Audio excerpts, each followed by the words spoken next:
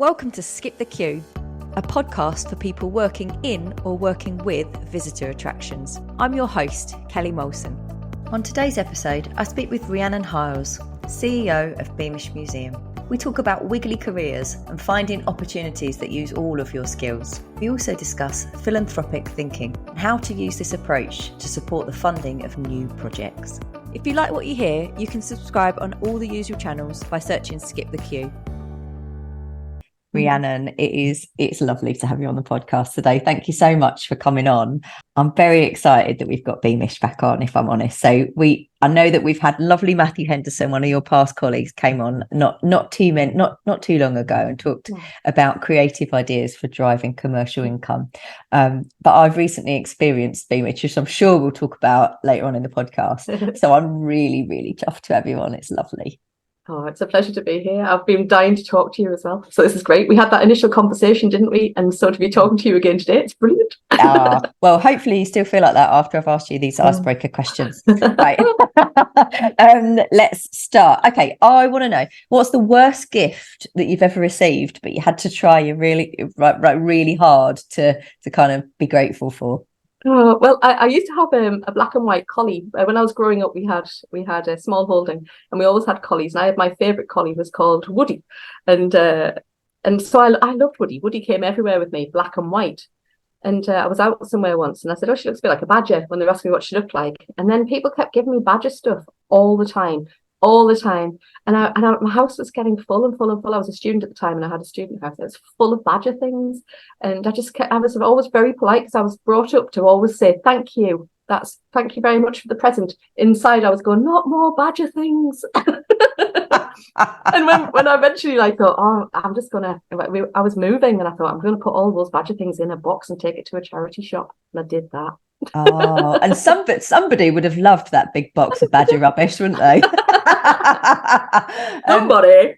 You get this if you've got a sausage dog as well. So we used to have a sausage dog, and the minute you have one of them, everyone thinks that you are Dachshund mad, and you're not. You've just got a Dachshund, but they buy you everything that's I've got so much stuff with Dachshund. I hope the person's. I don't know if the person that bought me this is listening. I've got makeup bags with Dachshunds on. I've been bought shopping bags and things like that. And I'm like, yeah, she's cool and all that, but I don't need to dress myself in Dachshund paraphernalia. But yeah, they'll go in the badger box. And for now, any time that anyone buys me anything rubbish, I'm going to put it in the badger box. Right, I love that. Okay. Well, this is definitely not going to be badgers, but if you had to pick one item to win a lifetime supply of, what would you pick? It's not really very sustainable, and everyone who knows me will be like, "You are," and it sounds so vain. Mascara. Oh yeah, no, I'm with you. Sorry. Yeah. No, that's really vain. Do not apologise. Mascara would be. Mascara would absolutely be on my desert island discs. If I was sent away somewhere, I would need not desert island discs. What am I talking about? If I was on a desert island and I could take one thing, I'd 100% have mascara. When I was pregnant and packing, you pack the bag ready to go to hospital, and I was like, "Have I got everything in?" And I was like, "Have I got mascara in?" And everyone was like, "You will not want that or need it." And I was like, "I will." And that, to be fair, I'm not actually certain that I did care. But I was safe because it was in there should I need it. Yeah, at the time, things like that are really, really important, aren't they? Have you ever had the fake eyelashes put on, so you didn't have to bother with it? Oh no, not to that degree. I've had, when I was a teenager, I was a goth, and I thought I was Susie Sue. So this is in 1983, and I really thought I was Susie Sue, and I'd spent ages studying the way she had her ticks and her eyeliner and her eyebrows. So I spent ages perfecting that, and I couldn't get the eyelashes to work in the corners to what I wanted.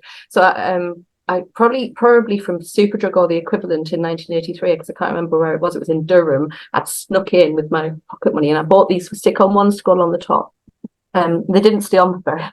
I've never had the ones that people actually have physically put in, but then when I see people and maybe one of them's come out, I'm like, it looks a bit odd. Stick with your own eyelashes. I can't do this. I can't do the put them on yourself. I'm not very good with stuff like this at all. Like, I'm not very good with makeup. But mascara is my go-to because that's dead easy, isn't it? It's dead easy. Opens up your eyes, away you go. It's all exactly. You look like a new woman. But I have had the ones that someone puts in professionally before, and which were amazing. But the only downside is when you decide that you don't want them anymore and you have them taken off, your own eyelashes look so rubbish that you look a bit like an alien. Like, because you look like you've not got enough lashes because you had loads before with the extra ones. So yeah, little tip for you, everyone. You'll look like an alien. I'll remember that. Right. What is your unpopular opinion for us? I listen to your podcasts and I love hearing what people's unpopular opinions are. And I listened to the one with Bernard Donahue and the other two brilliant chaps. And one of them had nicked my unpopular opinion. And now I don't want to share it because they didn't nick it because they didn't know that I was going to do it. But I used to live in the museum. I used to live in Beamish. And it was brilliant at the end of the day when visitors weren't there. This is what Paul said. Yeah, Paul Kelly said that the best thing about the attractions is when people aren't there. Yeah. Now, like during the day, I would never think that or say that because I love being amongst all the people. But when I lived in the museum, when everyone went, when the trams went, when it was deadly quiet, it was like yet another place. And it was like, wow, this is amazing now. And it was so different when the people weren't there. But I have to say, like, that for me is an unpopular opinion because obviously visitor attractions work when they're full of people. And although I think, oh, it's so lovely at night time or when everyone's gone. But then when it went into lockdown, into COVID, it made me sad when the people weren't there. So then my unpopular opinion kind of shifted. A very simple unpopular opinion is that I really don't like mushy peas. I'm with you. I don't like peas of any form at all. I like I'm absolutely. This might not be so unpopular because I've got like a group of friends that are pea haters like me, and I have passed it on to my little girl as well. Which I'm trying to. I know she's not great. She's really good with fruit, not good with veg, and I'm trying to kind of retract that a little bit. But she's heard me say peas, like peas and make the face, and now she's like peas, yucky. So we're trying to, I'm trying to get her to go back, but I draw the line at there's no way I'm having mushy peas in my house. They're foul, and it's like, I think it's like the husky bits. Sometimes they're not really mushed, and there's still a bit of husky pea shell in, and I'm like, ugh, I don't like it. Oh, it's actually turning my stomach thinking about it. Well, let's see if whose side of the coin are you on? Are you on the pea lovers side or the pea haters side? Come and join us on the haters side. Vote now. Right, I want to know a little bit about your background because I know that you've been at Beamish for quite a while, but what did you do prior to that? Yeah, so when I was at school, I was really into horse riding. I had ponies, and I'd set my sights from about the age of 10 probably to be a riding instructor. And so I was determined that that's what I was going to do. But I was always a very good artist, and I used to love drawing buildings and animals, not always in the same picture, but I loved like this. I loved the shape of buildings and I was just very interested in them. And I used to travel quite a lot with my grandparents. And we used to always visit museums on the continent in particular. We used to go to open air museums, loads. And I just loved them. We always went in the summer. Really, really loved them. But I still thought, I want to be a riding instructor. Just want to visit those museums and have fun. And then as I went through school, and you flick around, don't you, a bit when you're in school, and because I love drawing, I loved like sketching clothes, and I was a bit of a gothy punk when I was a teenager, and I used to make my own clothes. But I also was really into how the interiors of buildings looked, but I continued to ride horses, and I did train to be a riding instructor. But I soon discovered there's no money in that unless you've got really, really, really wealthy parents with your own riding school and everything. So I continue to ride, still love horses, but I just went on a bit of a quest, and I did quite a lot of commissions of drawings whilst I was studying, while I was doing art at college, and then I went on to do architecture and design at university. And while I was at university, I met some people who said, have you ever thought about, studying this? And have you ever thought about doing some work in museums? And what about open air museums? And I thought, well, I've always visited them and I love them. So I started doing some voluntary work in museums, and at the same time supplementing my living by buying and selling antiques. So I was an antiques dealer for a while, which is good fun, actually. I quite enjoyed doing that. But I wasn't the greatest antique dealer because I was more interested in the history of the things than the money that I was making from them. So sometimes I'd be like, do you know where this is from? And I just want to buy it. I'm like, but it's really interesting. So I love doing that. And I think it did give me a really good grounding. So I would really like scrabble around and things. I would go into skips and get stuff out. And I'd sometimes knock on people's doors and I'd say, you've got this really interesting table in the skip. Can I have it? Sometimes I would just pass a skip and go, I'll just take that. Put it in my car. And then I'd do them up. And my mum, one of my mum's friends used to buy and sell student housing in Durham. And she used to get me to help her to get the houses ready. And she'd say to me, I'm going to leave you. This is in like 1987, 88. She'd leave me with a hammer and she'd say, can you knock out that set pot in the corner? And when I come back, I'll just take you home. No PPE or anything. I'd stand there with the hammer thinking, I was 18. I was like, I'll just I'll just hit it. Such everywhere. But funnily enough, I think that gave me quite a good understanding of the ins and outs of older buildings. And I just really knew that I wanted to be involved with telling the stories of people who might have lived in those older buildings. So when I started doing that voluntary work I did it in a museum in Durham first, which is brilliant, great grounding. It's the Oriental Museum in Durham. Did loads of work in their stores. And then my uncle's friend was a curator at Beamish. And my uncle said, give Jim a ring, see if you can get some voluntary work at that Beamish. So I rang that Beamish up and I said, oh, could I get some voluntary work? And it kind of started from there. And I thought, when I went, I was like, I've always visited here. Didn't really cross my mind. You could work here. And I just kind of loved it right from the start. I became immersed. I found a picture of me recently when I'm a bit older. I'm 21 by then. And it's just before I started working at the museum, because it's when I was doing my undergraduate degree. And I'm in one of the cottages and I've got all my goth stuff on and I think I'm dead cool. I've got my camera, but there's I can tell in my face that I'm like, wow, I'm in the open. This is amazing.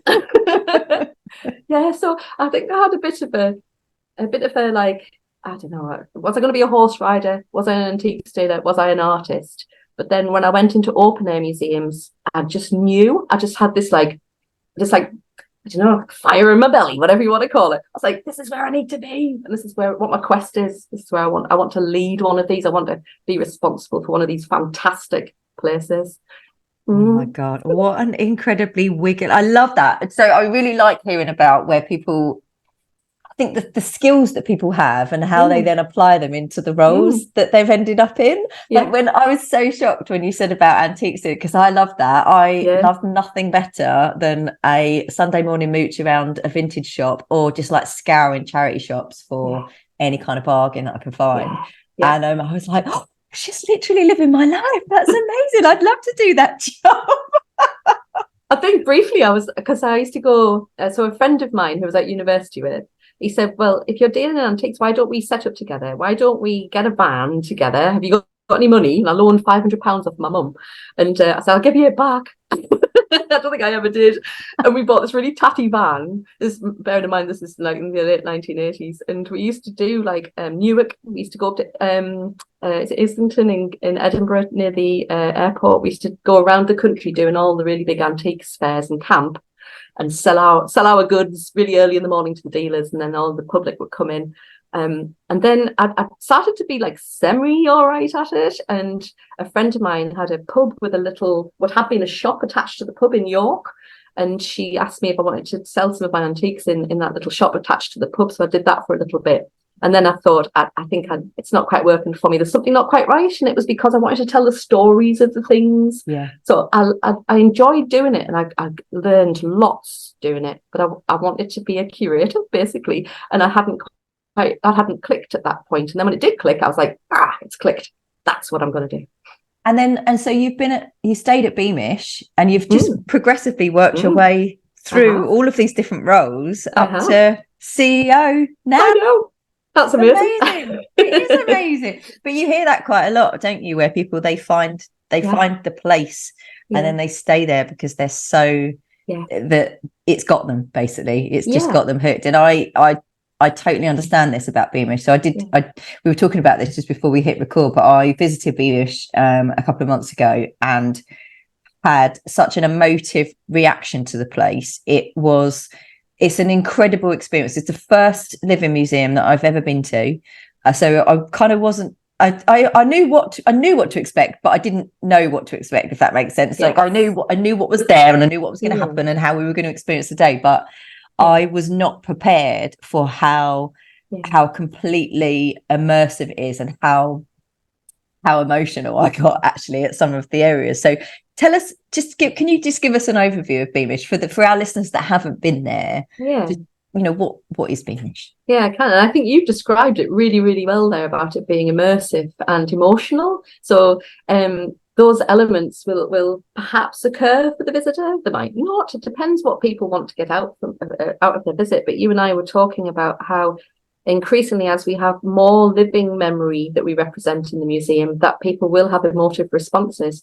And that, I think that goes back to one of the founding principles of why Beamish was originated. So our first director, Frank Atkinson, in the 1950s and 60s had travelled around Europe looking at different types of social history museums. He was a social history curator, and he'd come across open air museums in Skansen, in Stockholm, in Malhagen, in Lillehammer, and he was just mesmerized by how they told the stories of the people of the locality in a meaningful way that represented the normality, the ordinary, the typical, rather than being the high-end stories of lords and ladies and aristocracy.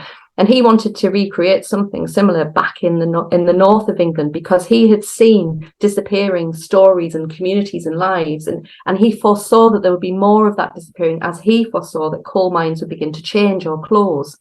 And people laughed at him sometimes when he said things like, I want to recreate a slag heap of coal. They went, why would you do that? There's lots. And he said, because there won't be any soon. And he was right. He was right. So the reasoning behind the creation of Beamish was to tell the stories, the rural, the industrial, the social history of the people of the north of England in a similar way to those that are told about the folk life, which is the lives of the people that you see in museums on the continent. So that's what inspired Frank. And Frank's founding principles have stayed strong throughout the museum's ups and downs, and I've seen ups and downs across the years. The 28 years that I've been at Beamish, I've seen lots of ups and downs. But I always, if ever I'm thinking, what should I do next, I always think, right, what does the visitor want, and what would Frank think? And I don't always agree with what Frank would think. Sometimes I think, would I agree with Frank? But I always have those two things. I think, what would Frank think, and what does the visitor need to see now?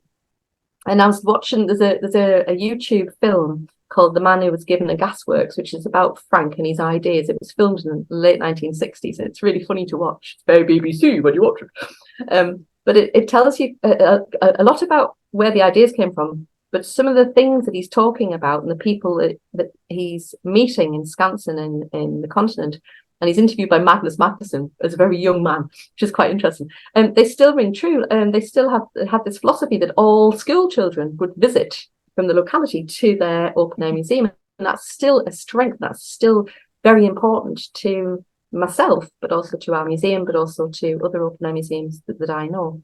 So Beamish kind of, it evolved as a concept, and then Frank found a site to build this big open air site which would tell the story of the people of the north of England. And he was shown lots of different sites around County Durham, and when the story goes that, and I've talked to his son about this, and his son says, I think that's what Dad did. His son's about the same age as me, so he wasn't born when Frank had this idea. Oh, wow. But he apparently got to where you come in at the car park underneath the Tiny Tim steam hammer. So the story is that when Frank arrived there, and the trees hadn't grown up at that point, that he looked down across the valley and turned to the county officer who was saying, do you want this site? And said, this is it. This is where I'm going to have a museum of the people of the north. He said it was the bowl and the perimeter with the trees. So it could be an oasis where he could create these undulations in the landscape and tell the stories through farming, through towns, through different landscapes, through industry, through transport. He did at one time have a bizarre idea, well, maybe it wasn't bizarre at the time, to flood the valley and tell the history of shipbuilding. So I'm kind of pleased that didn't happen. Yeah, me too. It's really spectacular when you do that drive in as well, isn't it? When you kind of, I got this really vivid memory of kind of parking my car and then walking down walking across to the visitor centre, and you kind of look down across the valley, and it is just the vastness of the site is the expanse of it is kind of out in front of you, and it is just like, oh, you didn't quite grasp how big that site is until you see it for the first time. It is really impressive. It is, and actually I'm taking trustees, our new board of trustees, I'm taking them on a walkabout, and that's one of the key things. You just explained it perfectly. I'm going to use your quote tomorrow morning. I'm going to say, this is the Kelly Molson view, because I'm taking them to that point, and I'm going to say, look across the vastness of the museum and the woodland. We look after all the woodland, all the footpaths through the woodland, so it's the immediacy of where the visitor comes into. The museum is more than that. And so I think there's some, we are a visitor attraction, and we are self-sustaining, but we're also environmentally, we're sustaining environmentally as well, in terms of what we do, looking after all that woodland and farmland as well.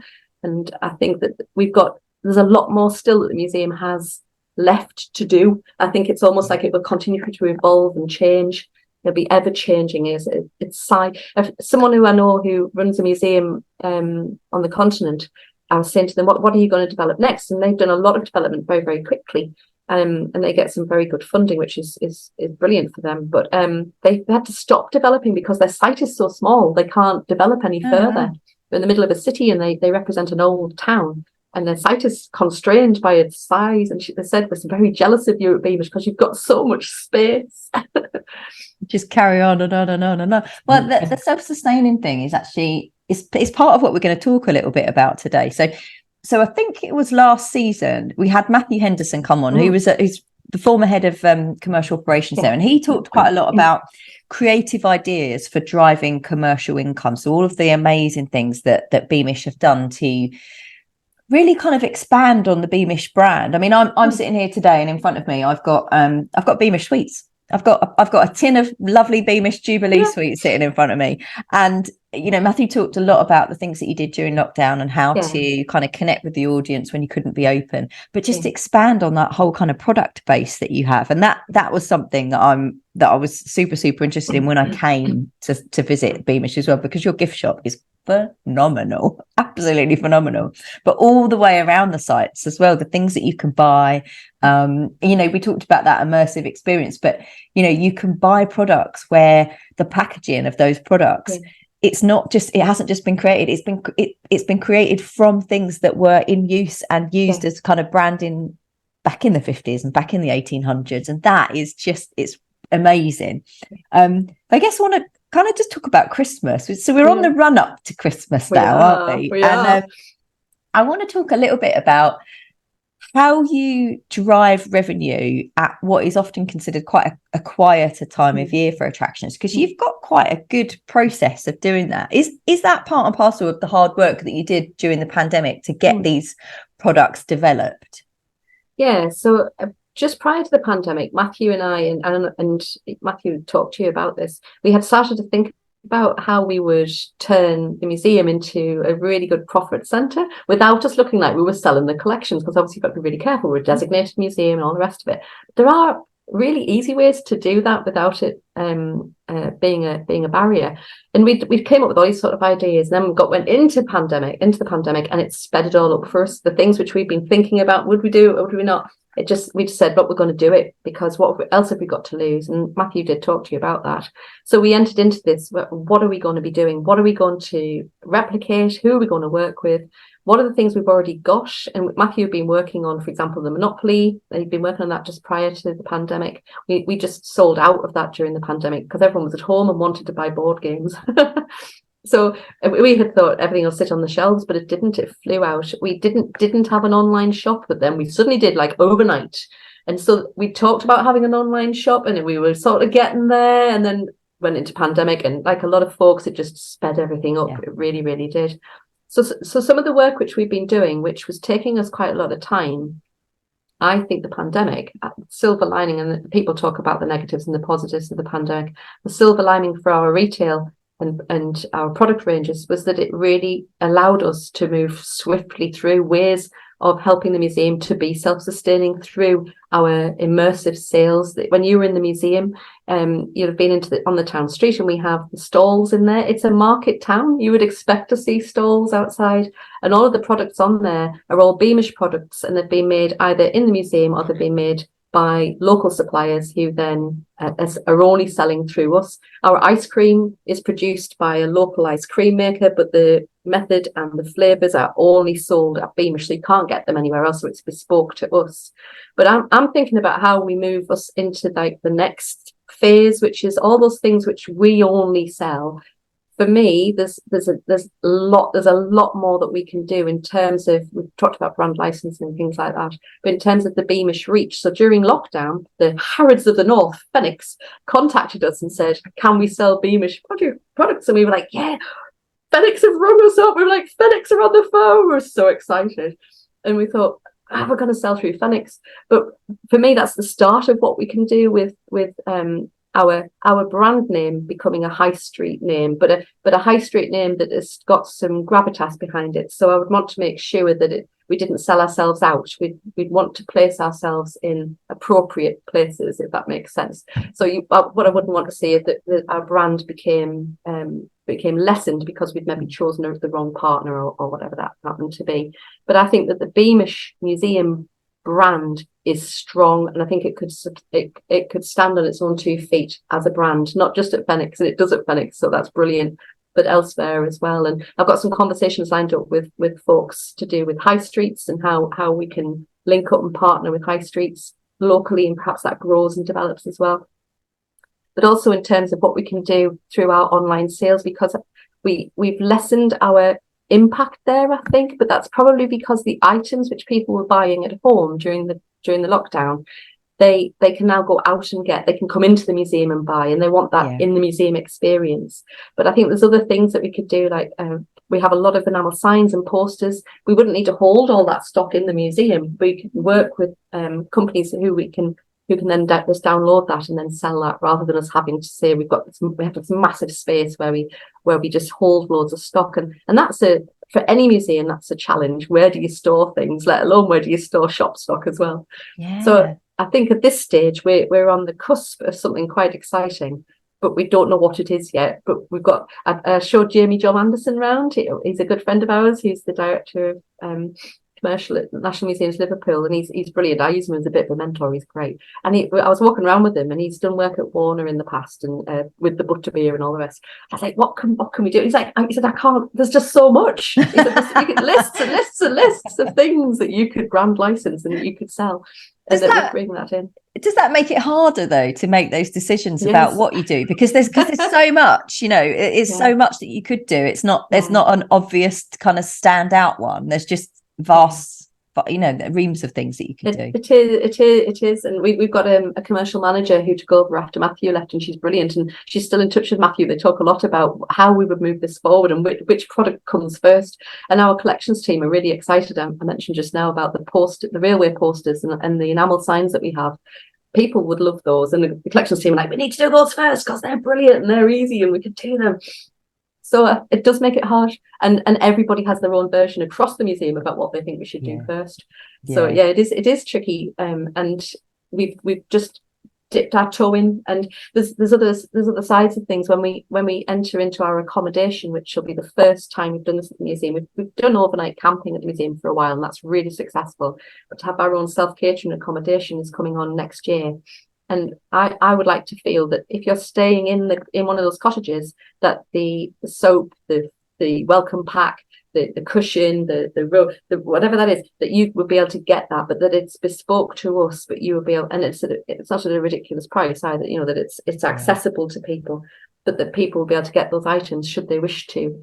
This was something that was really exciting to me when I came to visit. There's two facets to this. One that was we were taken round I want to say it was the 1940s. It might have been the 1900s actually. So forgive me if I've got this completely wrong. But there's an artist's house, and 1950s house. Sorry, I got it completely wrong. I said 40s. No. So we were taken around the artist's house, and what struck me is how the design and the interior design of that house, how similar it is to things that I see now. So interior design is a bit of a passion of mine.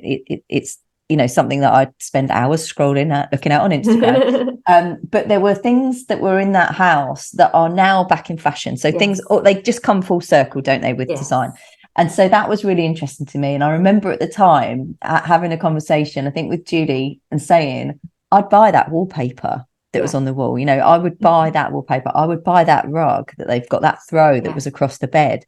And it was just, I was like, I absolutely would do that. And so I know so many other people that would do that as well, who really want that authentic look in their house. I mean, this is a 1930s house that I live in, but I would love to have more kind of authentically 1930s elements to it, Art Deco mirrors, etc., etc.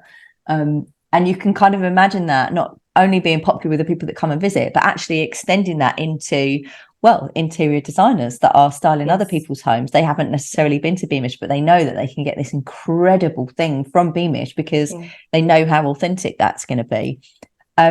And then that translated into, Julie telling me about the overnight stays. And I was like, but I want to stay here. And now I could stay in, potentially in this room. How amazing would that be? That would really fulfill my interior design passions completely. So that's the next step for you. Yeah, it is. It was the number one thing that came out of the market research that we did with people when we were looking, just before we launched Remaking Beamish over 10 years ago now, when we went out and asked people what they would like to do, what's the most important thing to you, and they all went, we want to stay in the museum, we want an immersive, we want to be in it. So we thought, well, okay, we can do that. And we thought about where that might be, and it went through lots of different sort of ideas as to what it would be. It was going to be a hotel, and then we thought, is that going to work? Is it a hotel? And then we had some buildings which had been unused and weren't part of any future development plan. A beautiful row of workers' cottages and some stabling and courtyard up at Pockley, which were outside of the main visitor area, with already a courtyard, stabling and cart sheds. So I thought, well, let's do it there. Talked to the lottery. They were over the moon with that idea because it's more environmentally sustainable because they're existing buildings, brings more of the existing museum into the public realm.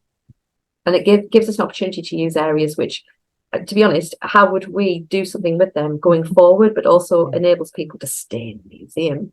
So a night at the museum, literally, it's going to be phenomenal. There's so many people saying, I want to be the first tester of the first one that's open. There's a massive queue of people who want to come and be the first to stay. I want to add my name to the list. I don't need to be the first, but put me on the list. I mean, you've lived in the museum, so you've actually done this yourself. But I just think to be able to extend your visits, do that would be phenomenal. Because I know that you're building a cinema at the moment as well. So, come in, come for some dinner, go to the cinema. Exactly. Stay overnight. Exactly. And we had some European museum friends across. We run a leadership program across the continent, and ourselves, myself and Andrea Lovett, and some others in Europe. And some of them were over last week, and we did a lovely dinner for them up at Pockley. And I don't know if you got time to go up to Pockley when you visited. It's beautiful up there. It is magical up there.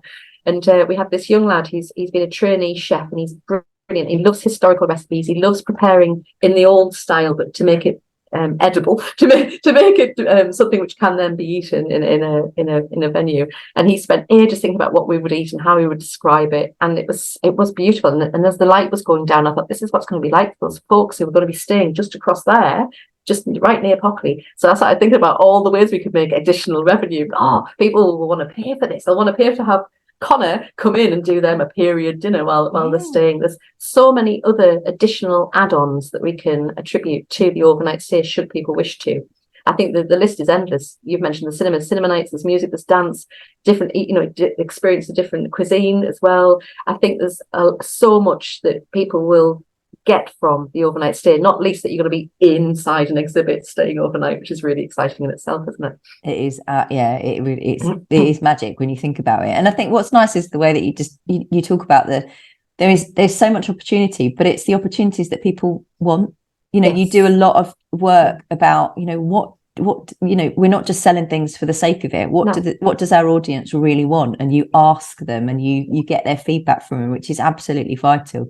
Something that you mentioned as well was the lottery. So you spoke to the National Lottery about funding for what you were doing, which is brilliant.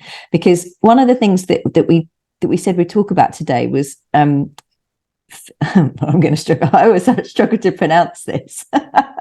Philanthropic thinking. Philanthropic thinking. Philanthropic thinking. I had to say that slowly, so I got it out right. I kind of. So we know what philanthropy is. You know, we talk about it. It's, you know, charitable works that help others as a society or as a whole. What does philanthropic thinking mean to you, and how do you use this approach to support the funding of new products, because new projects, because that's vital for you, isn't it?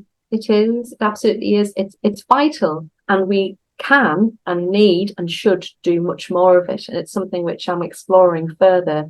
We've got a new chief operating officer, we've got a new board, and I've talked to them about this and how this will help the museum to prosper for the future for our people. It'll allow us to invest in some of the what I would see as perhaps, and others might say, is core activity. So our learning program, our health and wellbeing program, our environmental sustainability. But to me, those are the things which make Beamish. They're the things which are about our communities and about our people. So if we can have partners who will invest in us to work on those strong elements of what makes Beamish, then that will help us substantially, because that will enable those programs to grow, to develop, to add value to people's lives, while we can then use our surplus that we make through our secondary spend, through our admissions, to put into those things which people don't find as interesting. And I don't like the word when people say, oh, it's not sexy, but people don't find toilets that interesting. But if you don't have good toilets in a visitor attraction, if your entrance is clunky, if the admissions are, and if you're walking around and everything looks a little bit like it looks a bit tired. So I think that all those things which are so fundamental to enhance the visitor operation but need to have that money spent on them will be able to be spent on, because we will have developed those other relationships. And I've seen really good examples just recently that have made me feel that there's a lot of opportunity out there. The Starling Bank has been sponsoring the whole Summer of Fun activity for National Trust. There's the wonderful philanthropic giving from a foundation to English Heritage to fund their trainees and apprentices. Yes, That's amazing. That is amazing, isn't it? I've read about this numerous times now, and I just think one, it's a fantastic opportunity for people that are going to be involved, but what an incredibly generous thing to do, so those traditions don't die out. No, not at all. And I just feel that when there's more and more and more competition for less and less and less grants and foundations, which I get and I understand, that there's no point just sitting around feeling sorry for yourself on your laurels, because all that'll end up in is blah, blah, blah. And I've been in the museum where the museum sat on its laurels and expected things to happen and expected people to come, and it didn't, and it had a downturn.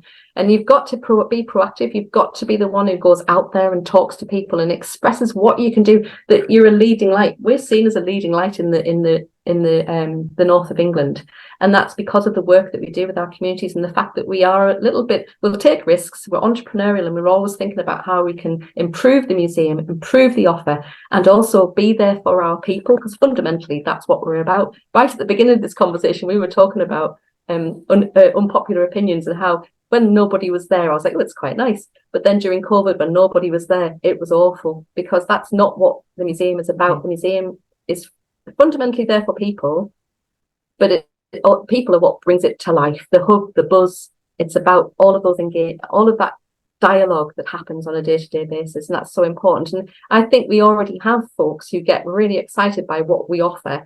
The Reese Foundation, who are from an engineering firm which is in Team Valley, already fund our STEM working program, because they get that the work that we do. So that is an element of already successful philanthropic giving that we've had in the museum, and I want to do more of that. We've got opportunity over the next period to really turn that around. And I think when you talk to funders now, they expect a proportion of that to be happening. The Arts Council are talking to us about how you can be more philanthropic or work with philanthropic partners. And so even before we were thinking or aware that they thought like that, we'd already had that in our mind, that that's how we would work going forward. And I think that it isn't just about taking money, it's about having that relationship with the partner and showing how what they've invested in, and generally it'll be something that means something to them, and that's why they've made that decision to do that. So if you can show back to them, we've been working with a brilliant social enterprise locally called the Woodshed at Sacriston, which is about getting young lads and lasses who aren't in mainstream education as they come out of school, or maybe for them it's not working. And they have done great work together, and we have been doing work with them back in the museum. So that those 1950s houses that you went into, they've done some of the woodwork inside there, and they did the pitch and putt golf. Yep. Yeah. And then they came along to the opening of the 1950s, and two of the lads came up. They were like, I like you, Rhiannon, like, and I said, I am. How are you doing? They said, I feel like this might be what you would call a graduation. And I was like, is it your last? He said, it's my last week. And I thought, oh, it's exciting for him. It's also sad. But he said he was moving on to get another placement with a joiner, and I was like, that's brilliant. Another lad's gone on to do be a stonemason up at Raby Castle. So it opens up pathways, it opens up journeys. It has so much benefit. Do you know what? That's so weird, because that kind of goes full circle to what we were talking about at the beginning, doesn't it? And you had all these different skills, and then you brought them together, and actually they all fitted really well into the museum sector. You've just done the same with these kids who have now got these skills, and they're going to take them back into the heritage space. That's amazing. It's dead exciting. And sometimes people will say to me, you're opening up opportunities, people are coming along and learning, and then they move on, and I'm like, that's okay, that's absolutely fine. If they come and learn here, and if there is something for them here, that's brilliant. If there's not, or for whatever reason they choose to go elsewhere, they're taking that skill set and they're still contributing to the economy, to their community, and that is brilliant. So I never look at it as kind of like, oh, why is that happening? I look at it as like, that is a real opportunity for them, for the museum, and for the economy, for the region as well, for the visitor attraction ultimately. Is a big, with that in mind, that you want to get more people on board, is a big part of your role actually going out and talking to organisations about what Beamish is, and if they don't know about you already, I'm sure that you are incredibly well known around Durham, but you have to go out and engage with those organisations to kind of see where those connections can be made. Have you got like a targets list of people that you're like, right, people I want to go and talk get in front of these people and have these conversations? But I guess that's a creative element of what you do, isn't it? Is making those connections and kind of looking and seeing how you fit with them. Yeah, it absolutely is, and I think there's other elements which are really critical for museums, for charities, for the sector, with regards to how those conversations can be better enabled, and how businesses can feel more comfortable in then donating or becoming part of. So some friends of mine who are in Denmark, it's very usual for big money-making businesses, when they get to a certain threshold, they've got no choice. It's a government responsibility that you then have to choose a charity or a museum or a culture sector organisation that you give money to. So my friend Thomas, who runs a brilliant museum, has had a lot of his developments funded directly through a very big shipping company, who I probably won't be able to say now, but a huge shipping company fund their development basically. And I was like, he's like, oh, does this happen for you? And I was like, no. You have to go and hunt these people down. I was like, brilliant. Could you imagine? Look, but for me, like, Bernard's brilliant because he can get in there into cabinet, and he's a lobbyer. And I think there's some additional work that we as individuals in the sector can do. So I've talked to Andrew at Black Country about this, and what level and what our responsibility is to help to change policy. And if nothing else, if you're going to if you're part of that change, and if you are able to voice how that will then impact on people's lives, then that is so important and so critical. It just depends on different parties' approaches to what that impact on lives means, I suppose. But at the moment, with all the parties conferences going on at the moment, we've got the ideal opportunity to go along and listen, but also to have a little pointer in there and say, don't forget, and this is how important we are. And that's a skill, isn't it, in itself? I can remember a conversation with Gordon Morrison from ASA, formerly from ASA, he's now at ACE, when we talked during the pandemic, and he talked a lot about how he'd kind of taken some learnings from Bernard, in the sense that Bernard is a you know, he's quite strong politically, and he's a really good campaigner.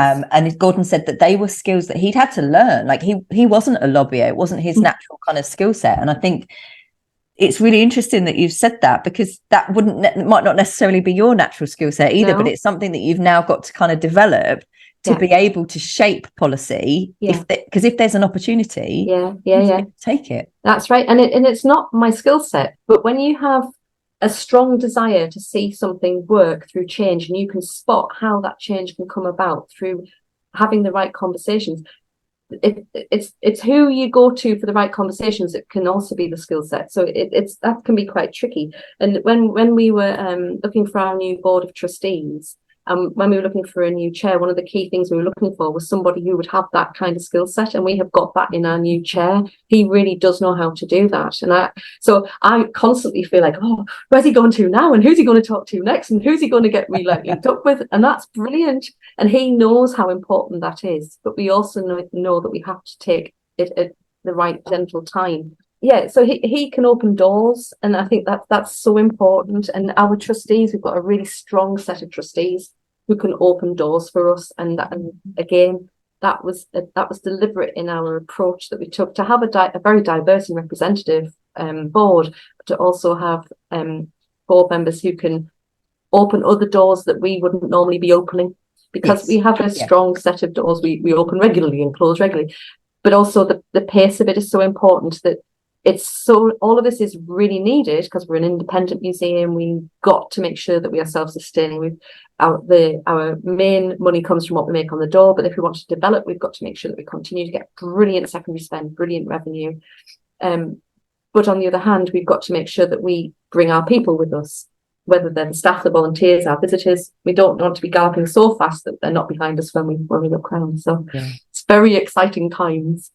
Isn't it? Lots of exciting changes happening. Well, look, we can't have this podcast without talking about MasterChef either. Oh yeah, that was brilliant.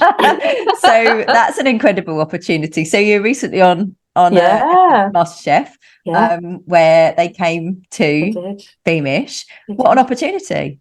Oh, it was amazing. But the thing was, they said you cannot talk about it, you cannot say anything. So literally for months we were like, we were dying to say that we've been on MasterChef, and they were like, you can't tell anybody. But I don't know how this managed to keep under wraps, because there was literally over 200 staff and volunteers were eating all the stuff that had been prepared. How they managed to keep that under wraps is beyond me. But at the minute, it seemed to work. How long was it from recording to that going out as well? It was from February up until just the recent airing, so that's quite a long time. You have to keep it to yourself. Well done, done that team. It's really hard. Like I said, Julie, when are they showing it? Because I can't keep it in any longer. Because it's Julie who you met who was saying no, they've said it's tight-lipped. But it was brilliant, and it's great for us, for the museum. It was great fun taking part, don't get me wrong. And I was in the local court recently, and the lady behind the counter kept looking at me and went, "Are you on MasterChef?" And I went, "What?"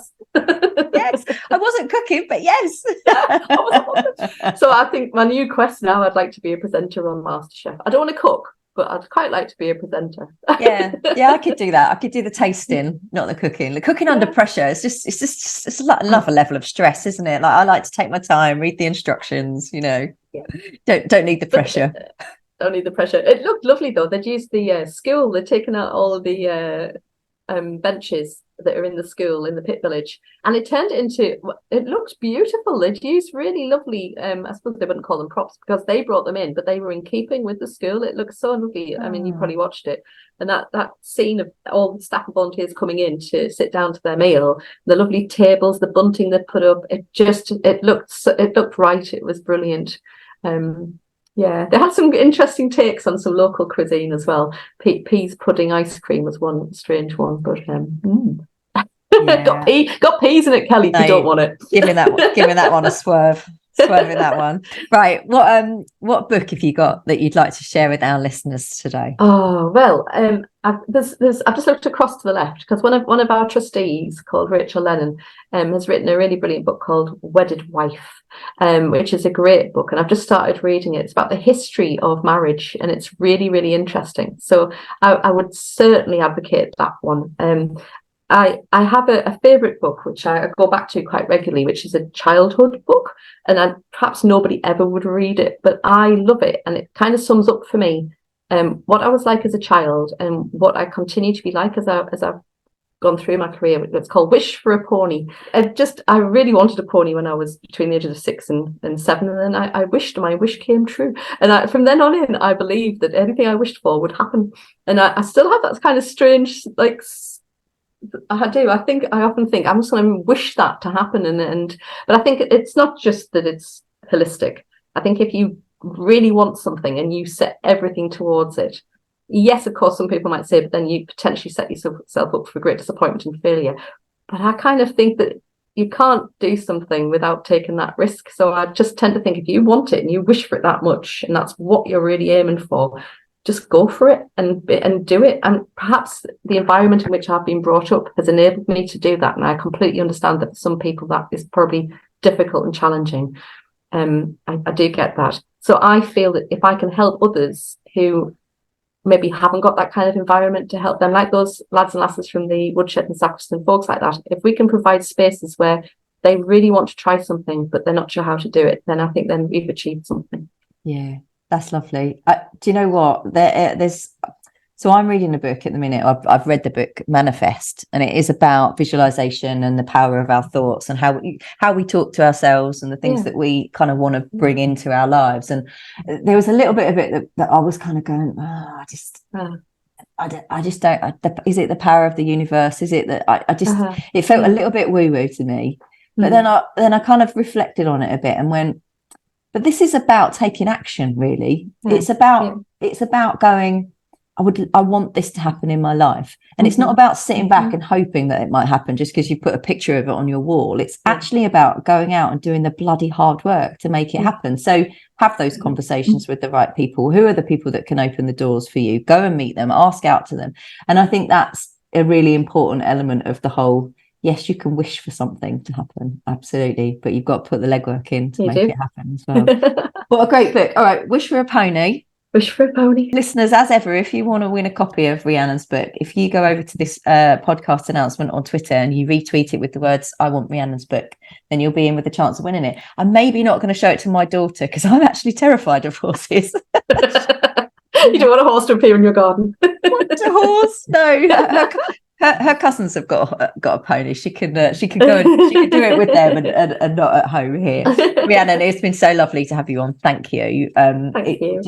I feel like this is one of those chats that could just go on and on and on for hours. So I'd love you to come back. I want you to come back when the accommodation is open. Yeah, because I want to hear all about that. I'm going to visit that cinema.